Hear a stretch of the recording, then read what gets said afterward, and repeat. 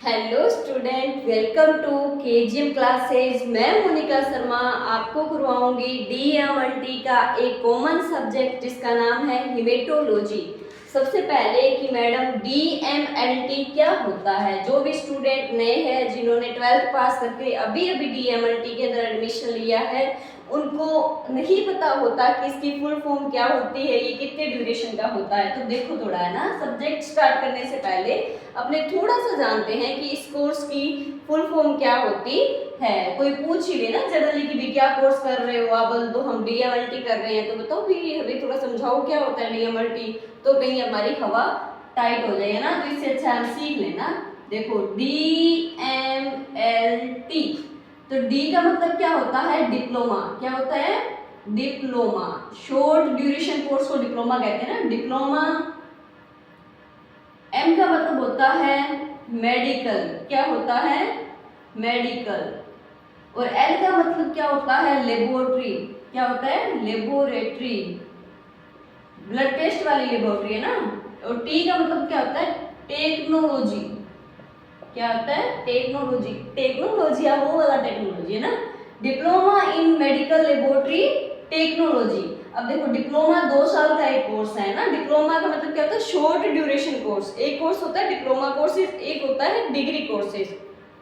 तो डीएमएलटी तो diploma courses है, और एमएलटी क्या है, ये क्या है, बीएससी एमएलटी या बीएमएलटी। एक दूसरा कोर्स आता है जिसका नाम क्या होता है, बीएमएलटी। बी का मतलब है बैचलर ऑफ एमएलटी है ना, बैचलर ऑफ ये डिप्लोमा है, और ये क्या होता है, डिग्री कोर्सेज होता है। तो अपने जो डिप्लोमा कोर्सेज है उसके सब्जेक्ट पढ़ेंगे, हिमेटोलॉजी है ना। तो इसकी फुल फॉर्म क्या होती है, diploma in medical laboratory technology. कि देखो मेडिकल डिपार्टमेंट है, मेडिकल डिपार्टमेंट के अंदर एक लैब होती है जिसको अपनी क्या कहते हैं, लेबोरेटरी कहते हैं, जहाँ पे खून जांच, यूरिन जांच, स्पूटम जांच या ब्लड, हमारी बॉडी का क्या होता है, चेकअप होता है। ब्लड से रिलेटेड है, सीएसएफ सीमन से रिलेटेड है ये ना। आपको अभी अभी नया नया वर्ड लग रहा है कि ब्लड क्या होता है, सीएसएफ, सीमन, स्पूटम। जैसे जैसे आप धीरे धीरे इस लाइन में आगे बढ़ते जाओगे वैसे वैसे हर एक चीज का पता चलता जाएगा, बाकी अपने सीख लेंगे, है ना। लेबोरेटरी टेक्नोलॉजी कहने का मतलब है ये एक शॉर्ट ड्यूरेशन कोर्स है, डिप्लोमा है, मेडिकल डिपार्टमेंट के अंदर एक लैब होती है उसका। और टेक्नोलॉजी का मतलब क्या होता है, टेक्नोलॉजी के बारे में सिखाना ना, नई नई टेक्नोलॉजी के बारे में, टेस्टिंग के बारे में, कि लेबोरेटरी से रिलेटेड या ब्लड टेस्टिंग से रिलेटेड नई नई टेक्नोलॉजी को सिखाने वाला एक कोर्स है जिसका नाम होता है डीएमएलटी। क्या होता है, डीएमएलटी। तो देखो आपके डीएमएलटी जो फर्स्ट ईयर है ना, 2 साल का है ना, तो फर्स्ट ईयर के अंदर है ना आपके कितने सब्जेक्ट लगेंगे, आपके मेन 3 सब्जेक्ट लगेंगे। मेन क्या है, 3 ही सब्जेक्ट लगेंगे, है ना। पहले लगते थे भाई 5, वो हिंदी और इंग्लिश, हिंदी इंग्लिश और कंप्यूटर है ना, उनको हटा दिया है ना। हिंदी तो नहीं थी, सॉरी, इंग्लिश और कंप्यूटर को हटा दिया है ना। तो अब कितने सब्जेक्ट है तुम्हारे, मेन 3 सब्जेक्ट हैं। कौन कौन से हैं, पहला सब्जेक्ट है एनाटॉमी। क्या है, एनाटॉमी एंड फिजियोलॉजी। क्या है, फिजियोलॉजी। डरना नहीं है भाई कि ये क्या है, नए नए वर्ड है ना, सबको ही नहीं लगते हैं। देखो आपको नहीं, सबको ही नहीं लगते हैं ना। देखो हम भी जब 12th पास करके डीएमएलटी करने गए तो हमें भी ये जो वर्ड्स नए लगे, है ना, कंटेंट नया लगा कि anatomy and physiology, second haematology, third pathology. डरना नहीं है, अपने धीरे धीरे इन चीज़ों को जानेंगे तब आपको एकदम यूज्ड टू हो जाएगी ये चीज़ें ना। फिर क्या होता है, सेकंड सब्जेक्ट है हिमेटोलॉजी। क्या है, हिमेटोलॉजी एंड ब्लड बैंकिंग। क्या है, blood banking, haematology and blood banking. और तीसरा जो आपका सब्जेक्ट है वो है पैथोलॉजी। क्या है, पैथोलॉजी। मैं थोड़ा आपको वर्बली बता देती हूँ इनके बारे में, बाकी हम हिमेटोलॉजी पढ़ेंगे पहले, है ना। पहले ये कंप्लीट करेंगे, फिर ये सब्जेक्ट पैथोलॉजी कंप्लीट करेंगे, फिर एनाटॉमी कंप्लीट करेंगे। पूरा सिलेबस मैं यहाँ आपको करवाने की कोशिश करूंगी। तो देखो एनाटॉमी का मतलब क्या होता है, एनाटॉमी एंड फिजियोलॉजी। देखो 2 वर्ड है ना, एनाटॉमी एंड फिजियोलॉजी। देखो एनाटॉमी का मतलब होता है हमारी बॉडी, हमारी बॉडी मतलब ह्यूमन बॉडी। कहने का मतलब है कि ह्यूमन बॉडी कैसे बनी, और फिजियोलॉजी का मतलब होता है कि ये कैसे काम करती है, कि ह्यूमन बॉडी कैसे बनी और ये कैसे काम करती है कि सबसे पहले ह्यूमन बॉडी बनाने के लिए भाई सेल है, जैसे सेल से टिश्यू बनते हैं, टिश्यू से ऑर्गन, ऑर्गन मिलकर ऑर्गन सिस्टम बनाते हैं, फिर हमारी बॉडी बनती है। अब जैसे हमारा हार्ट बन गया तो हार्ट क्या काम करता है, तो हार्ट तो एनाटॉमी के अंदर आएगा और हार्ट का काम है पंप करना, तो पंपिंग क्या आएगा, फिजियोलॉजी के अंदर आएगा, है ना। हार्ट और हार्ट के काम, जैसे आप एनाटॉमी और स्टूडेंट हो और आपका काम क्या है, पढ़ाई करना है, तो आपकी फिजियोलॉजी क्या है, पढ़ना, और एनाटॉमी क्या है, आप स्टूडेंट हो, आपकी जो स्ट्रक्चर दिखाई दे रही है वो आपकी एनाटॉमी है ना।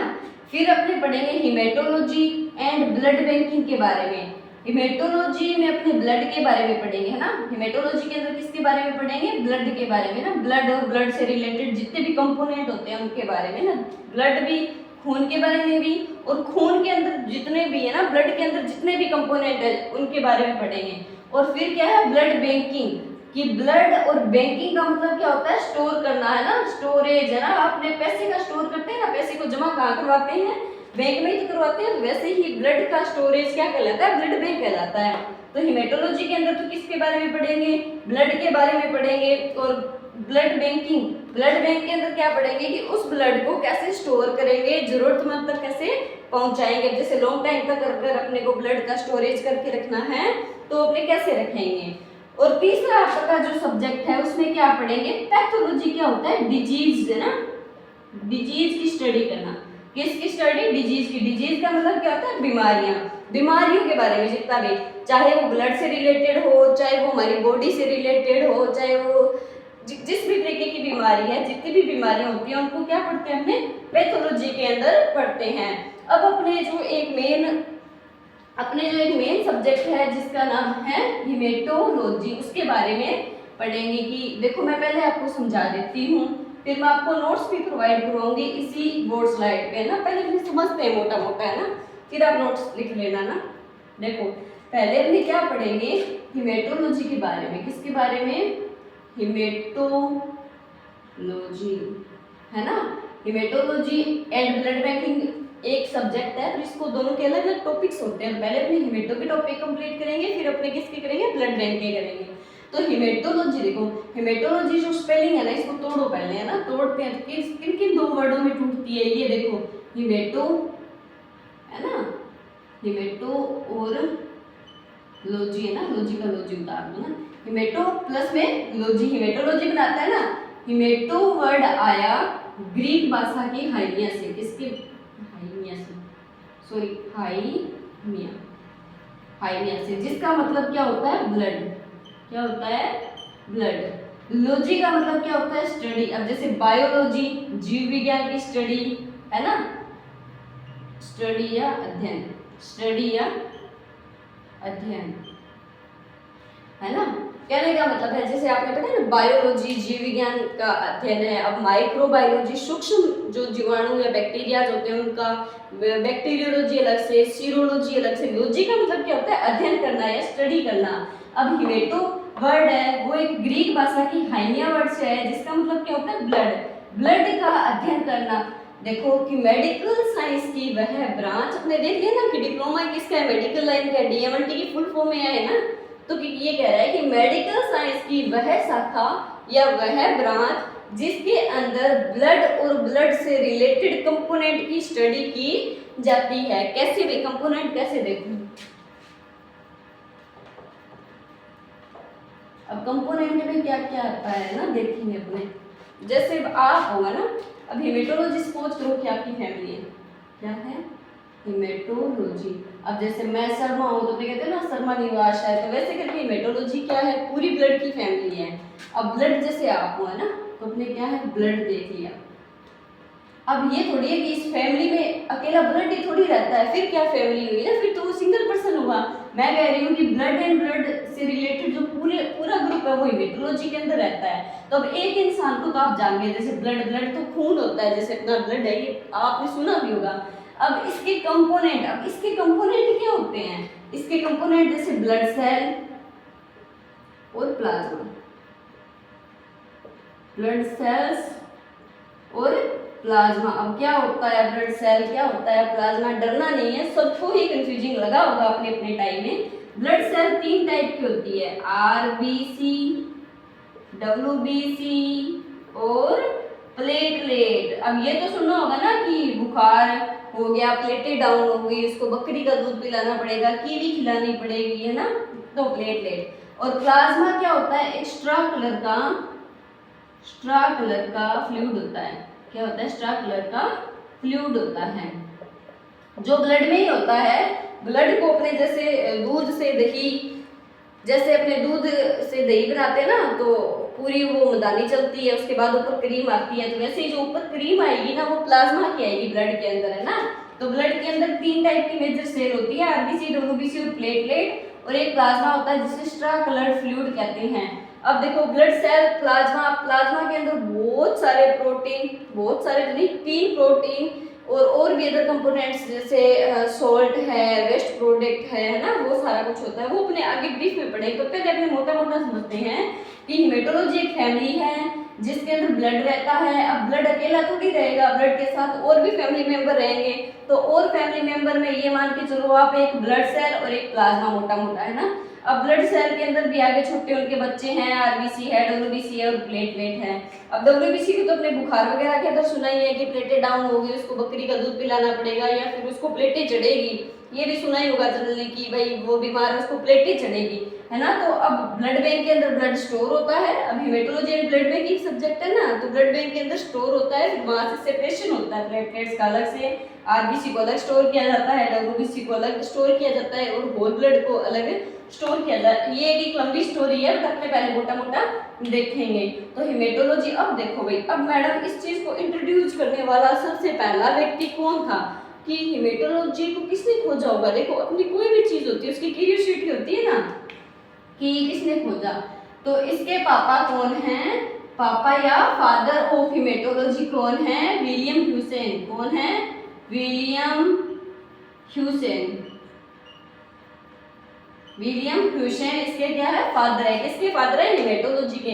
तो हेमेटोलॉजी क्या है, हेमेटोलॉजी मेडिकल साइंस की वह शाखा है या वह ब्रांच है जिसके अंदर हम ब्लड और ब्लड से related RBC, WBC, platelet, plasma, blood और ब्लड से रिलेटेड कंपोनेंट की स्टडी करते हैं, वो क्या कहलाती है, हेमेटोलॉजी कहलाती है। और हेमेटोलॉजी के पापा कौन है, विलियम ह्यूसेन है। तो विलियम ह्यूसेन हेमेटोलॉजी के पापा हैं, जो एक एनाटोमिस्ट और फिजियोलॉजिस्ट थे, है ना, एक एनाटोमी ब्रिटिस्ट, ये ब्रिटिश फिजियोलॉजी, एनाटोमिस्ट और फिजियोलॉजिस्ट थे, जिन्होंने एनाटोमी एंड फिजियोलॉजी के अंदर भी बहुत बड़ा कंट्रीब्यूशन दिया है और इन्होंने हेमेटोलॉजी को इंट्रोड्यूस करवाया। ये सबसे पहले इन्होंने ही बताया कि ये ऐसा भी क्या होता है सब्जेक्ट, या फिर ये सब्जेक्ट तो क्या है कि इससे रिलेटेड जो जितने भी टेस्टिंग वगैरह के बारे में है ना, वो विलियम ह्यूसेन ने बताया है। अब अपने आगे इसके अंदर और भी चीजें पढ़ेंगे ना, पहले आप इन चीजों को समझो।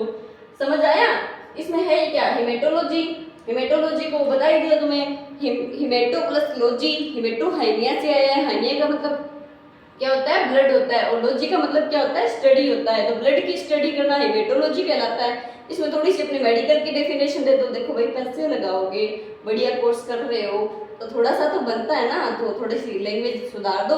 मेडिकल साइंस की वह शाखा जिसमें ब्लड एंड ब्लड से रिलेटेड कंपोनेंट्स की स्टडी की जाती है, हेमेटोलॉजी कहलाती है।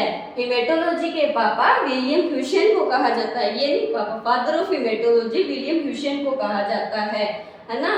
तो अब अपने इसकी मैं आपको दूंगी नोट्स, है ना, थोड़े नोट्स टाइप ताकि आप नोट डाउन कर दो। देखो, अब देखो ये आपको पेपर में आ जाए तो कैसे लिखना है। पेपर में वैसे ये चीज़ें तो नहीं, बट ये जनरल नॉलेज के लिए ना, कि भाई जो तुम कोर्स कर रहे हो, जो बेसिक सब्जेक्ट है उनके बारे में तो नॉलेज होना ही होना चाहिए ना, ये आधार है। अगर ये स्ट्रॉन्ग होगा ना, आपका बेस एकदम स्ट्रॉन्ग होगा, तो ऊपर चाहे कितनी भी बड़ी मंजिल बना लो ना, गिरेगी नहीं।